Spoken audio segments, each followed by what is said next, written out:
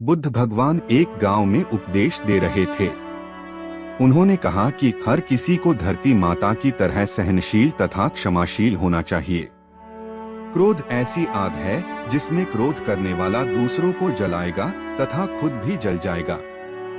सभा में सभी शांति से बुद्ध की वाणी सुन रहे थे, लेकिन वहां स्वभाव से ही अतिक्रोधी एक ऐसा व्यक्ति भी बैठा हुआ था जिसे ये सारी बातें बेतुकी लग रही थी। वह कुछ देर ये सब सुनता रहा, फिर अचानक ही आग बबूला होकर बोलने लगा, तुम पाखंडी हो, बड़ी बड़ी बातें करना यही तुम्हारा काम है, तुम लोगों को भ्रमित कर रहे हो, तुम्हारी ये बातें आज के समय में कोई मायने नहीं रखती। ऐसे कई कटु वचनों सुनकर भी बुद्ध शांत रहे।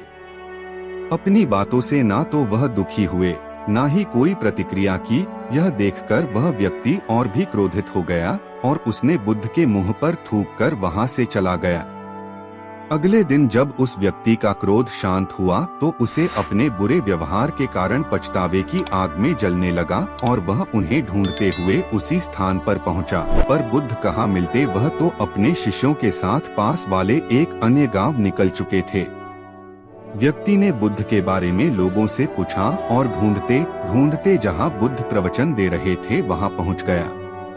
उन्हें देखते ही वह उनके चरणों में गिर पड़ा और बोला, मुझे क्षमा कीजिए प्रभु।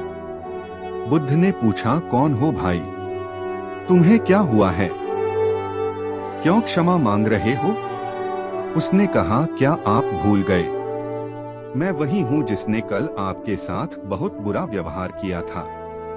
मैं शर्मिंदा हूँ, मैं मेरे दुष्ट आचरण की क्षमा याचना करने आया हूँ।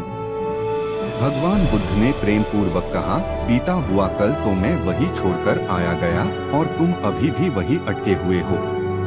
तुम्हें अपनी गलती का आभास हो गया, तुमने पश्चाताप कर लिया, तुम निर्मल हो चुके हो, अब तुम आज में प्रवेश करो।